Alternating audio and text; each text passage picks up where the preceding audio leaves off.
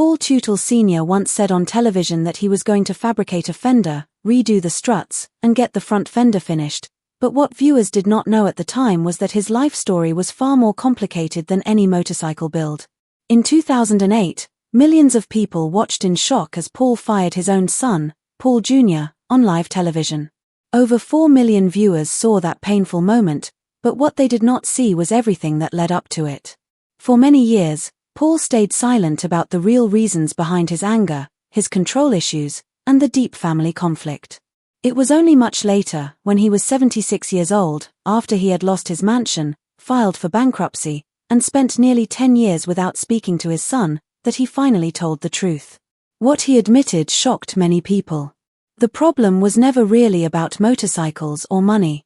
It was something deeply personal that started long before the cameras ever arrived. Paul Teutul Sr. was born on May 1, 1949, in Yonkers, New York. From the moment he entered the world, life was harsh. His childhood home was filled with constant yelling, violence, and alcohol. His mother drank heavily and often humiliated his father in front of others.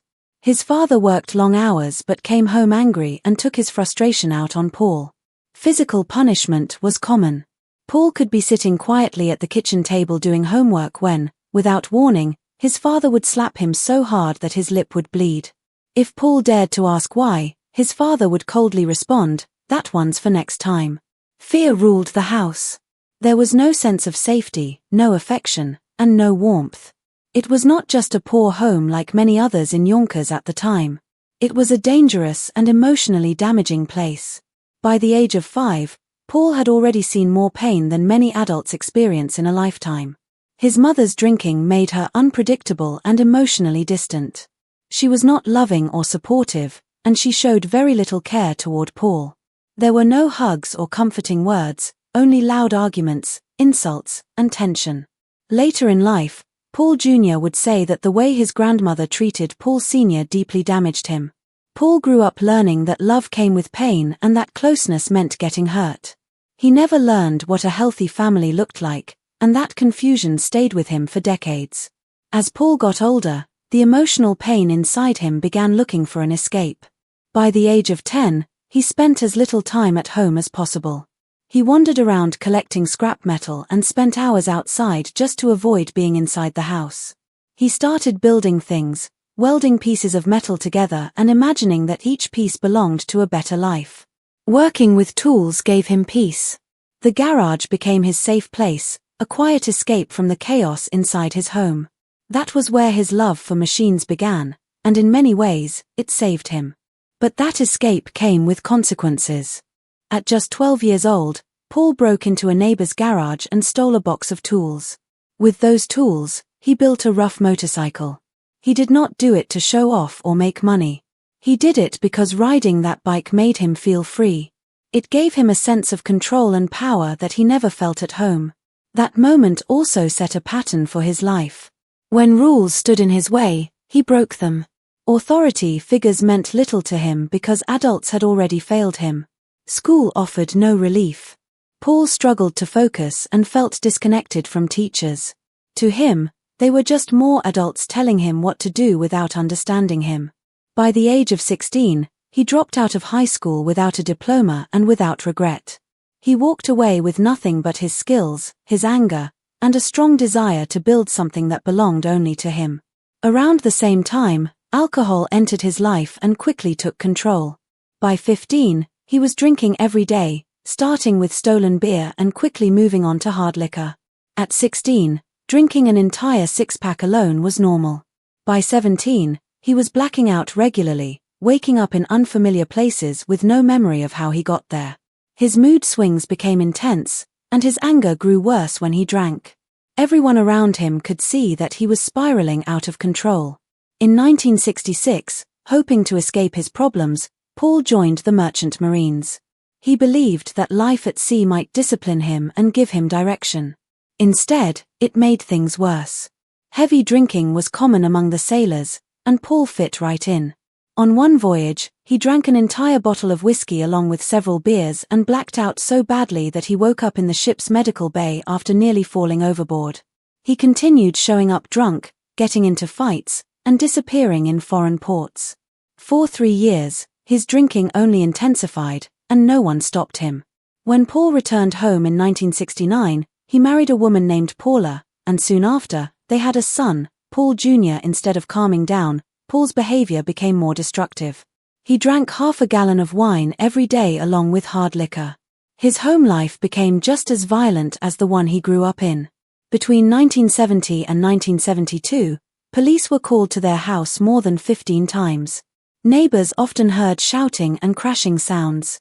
Paula frequently had bruises, and Paul's rage would explode without warning. Once, he threw a television through a window. Another time, he smashed every dish in the kitchen. He would disappear for days on drinking binges, leaving Paula alone with their baby and no support. In 1972, Paul's drinking nearly killed him. After consuming a bottle of brandy and several beers, he crashed his pickup truck into a tree at high speed. He suffered broken ribs, a shattered collarbone, internal injuries, and a punctured lung. His blood alcohol level was 3 times the legal limit. Doctors warned him that another accident like that would be fatal. Yet just 2 days after leaving the hospital, still wrapped in a body cast, Paul started drinking again. He lost his driver's license but continued driving anyway. He simply could not stop. Between 1973 and 1975, Paul lost job after job. He worked at a steel plant, a construction equipment company, and a car parts factory, but each time he was fired for being drunk, passing out at work, or fighting with supervisors. Eventually, no one wanted to hire him. He survived on odd jobs, welfare, food stamps, and sometimes even traded labor for bottles of alcohol. Despite everything falling apart, Paul started a small welding business in 1973 with nothing more than a truck and a welding machine. He called it Paul's Welding. He had only $500 in savings and continued drinking heavily while trying to run the business. Many mornings, he woke up unsure of where he was. Addiction ran deep in his family, and he felt trapped by it. Still, the business slowly grew. In 1981, Paul hired his 12-year-old son, Paul Jr., to help in the shop. The environment was dangerous, tempers were short, and Paul Sr. was still drinking heavily. Even so, Paul Jr. worked hard and learned quickly. By his teenage years, he was running parts of the shop. Their relationship was strained from the beginning. Paul Sr. was unpredictable and controlling, while Paul Jr. tried to bring order and stability. They were building something together, but it was built on years of pain and broken trust. In 1985, everything finally began to change. After a night of heavy drinking, Paul promised Paula that he would attend an Alcoholics Anonymous meeting. He went, and then he kept going. For 9 years, he did not miss a single meeting. The cravings did not disappear overnight. It took 2 full years before they began to slow down. But gradually, his mind cleared, his anger softened, and his life started to rebuild. The business grew stronger, eventually earning over $100,000 a year. Even so, staying sober was difficult. Everyone around him still drank, especially at work. While others toasted with whiskey, Paul drank soda and reminded himself why he quit.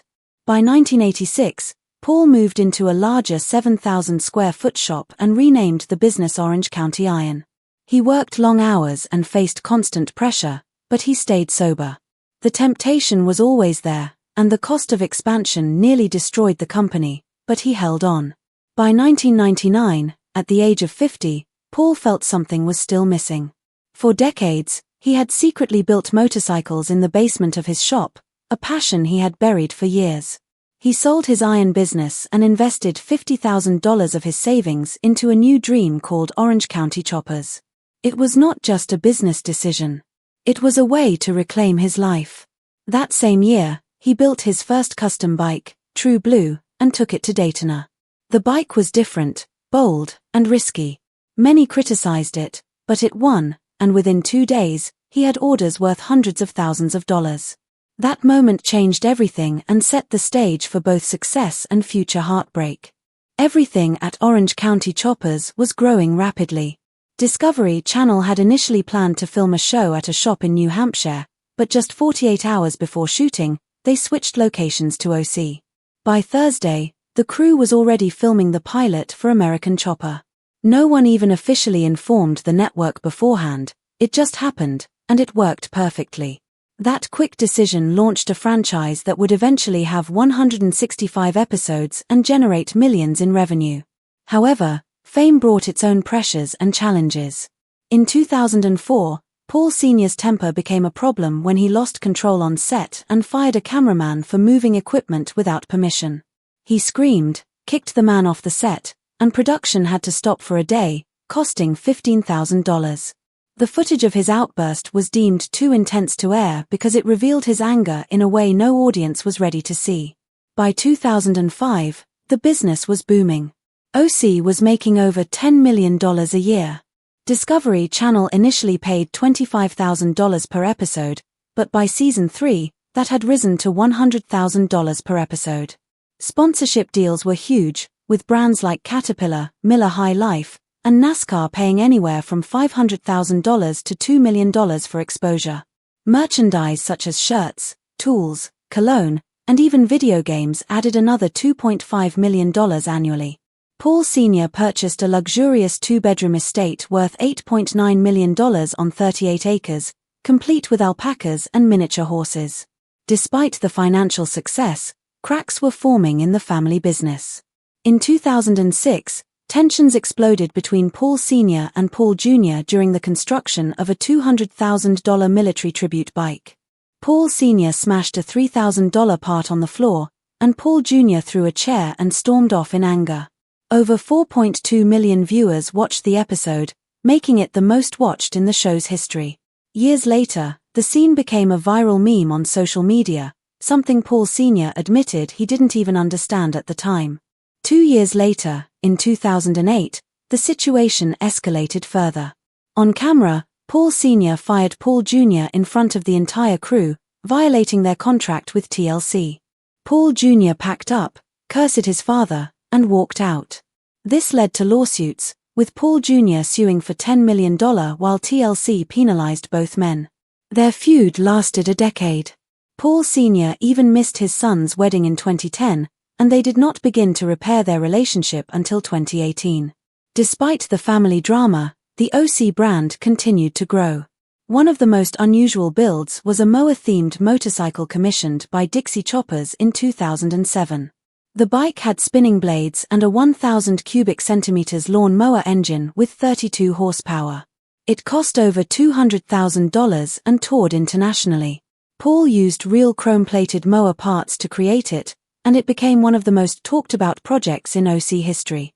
In April 2008, Paul Sr. opened a $13 million, 61,000 square foot headquarters, complete with glass walls, a restaurant, an arcade, and retail space. The facility could accommodate 75 workers and looked like a dream come true. Unfortunately, the timing was terrible because the financial crisis had just hit. By 2011, the company could no longer afford the building, defaulted, and had to give it up. In 2016, the property sold for just $2.3 million, representing an 82% loss. Behind the scenes, things were far worse. In 2018, Paul Sr. filed for bankruptcy. He had just over $1.8 million in assets but owed more than $1 million. His monthly income included $13,000 from OC, $5,500 from family, and $2,600 in Social Security. He listed only 3 dogs, a few old pistols, some inexpensive furniture, and a $25 computer as assets. Additionally, he was paying $13,445 per month to repay loans from his own retirement fund. Not every project was successful either. In 2010, Paul built a custom bike for Jay Leno inspired by a 1939 Brooks Superior. Years later, Leno described it as the worst bike he had ever owned, complaining that it broke down on the highway and had terrible brakes. Paul fired back, saying Leno was just jealous, but the damage to his reputation was done. That bike became a symbol of the difference between how things looked on TV and how they performed in real life. The firing of Paul Jr. in September 2008 was the most shocking moment in the series. It happened because Paul Jr. was late yet again. Paul Sr. lost his temper completely, screaming at him in front of everyone. Paul Jr. yelled back, claiming the shop would fall apart without him, then threw a chair and stormed out.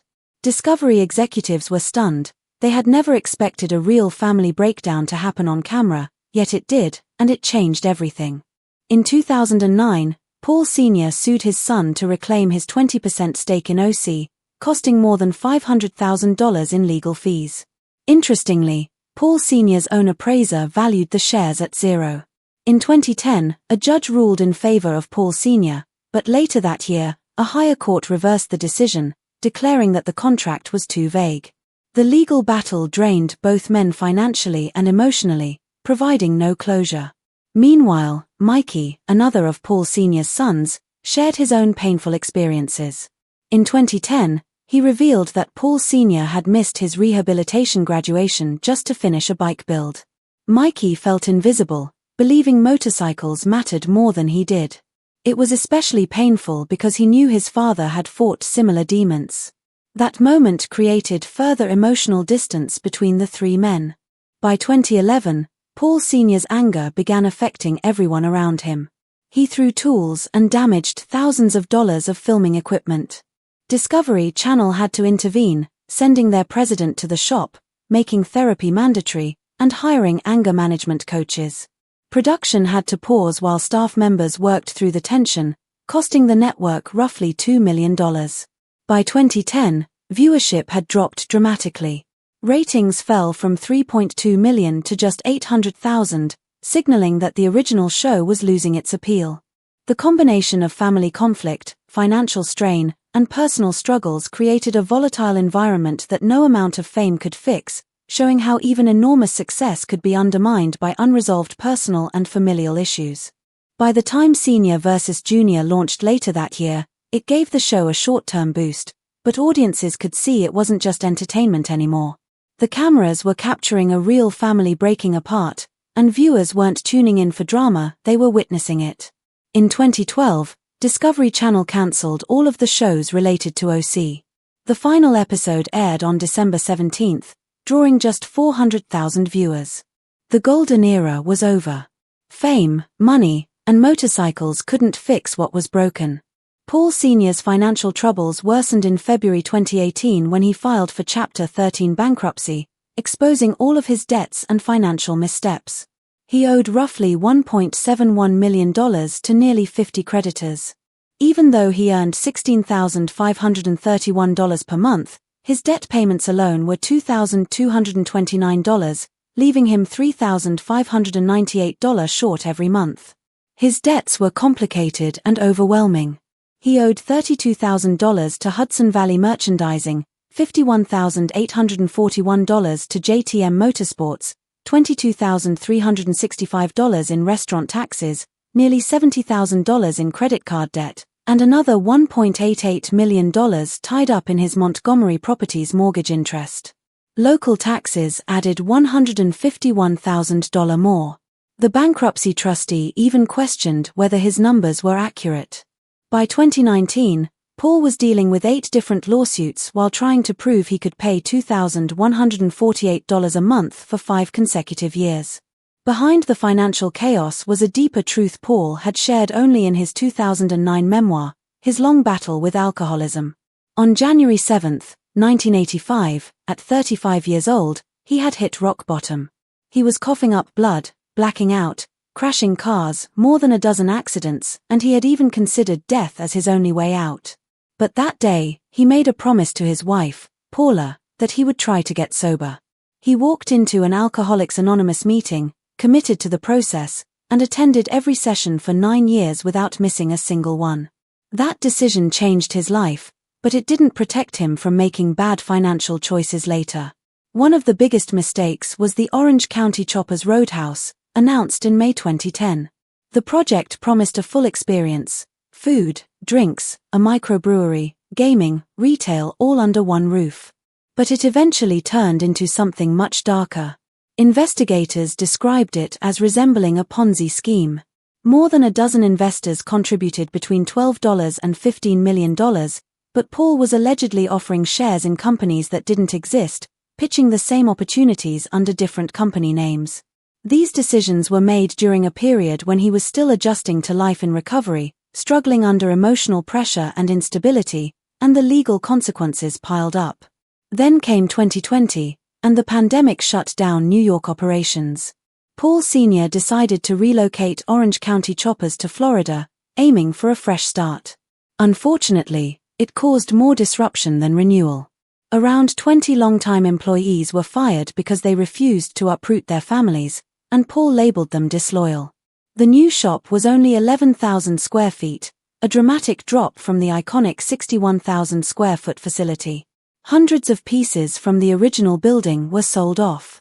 Former employees described Paul as acting more erratically than ever, creating a toxic work environment where people quit even before being fired. What was supposed to be a comeback ended up as a quiet farewell to the team that had built the brand. By May 2019, the last symbol of Paul Sr.'s empire, the Montgomery estate, was gone. Originally listed for $2.5 million, it sold for $1.5 million, a 40% loss. The estate had 3 bedrooms, 2.5 baths, a luxury kitchen, a koi pond, a pool with waterfalls, a stocked fishing pond, a 2-story garage with guest apartments, patios with Viking grills, and even a volleyball court.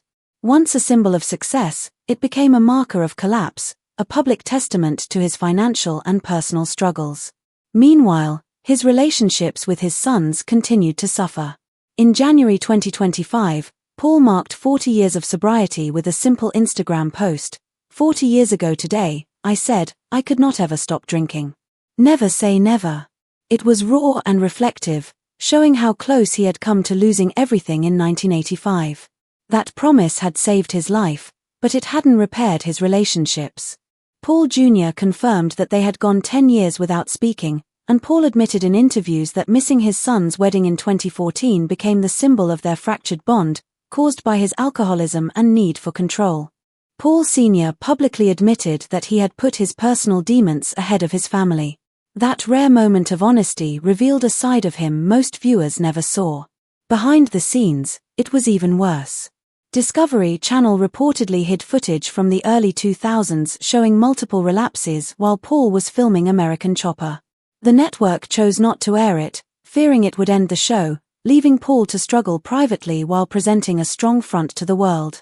In 2024, Paul and Paul Jr. attempted to reconcile with a reunion bike build. Paul Sr. admitted to his son that firing him years ago had been the biggest mistake of his life. Yet, old patterns emerged during the project. Paul Sr. dominated the design process, ignoring much of Paul Jr.'s input. The project finished, but the emotional healing didn't. It became clear that some relationships are harder to repair than machines, no matter how many hours you spend in a workshop.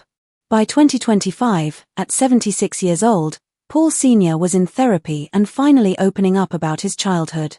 He shared photos with his mother and sisters, posting captions hinting at long-standing family wounds and reflecting on how his upbringing shaped his anger, his need for control, and his fear of criticism.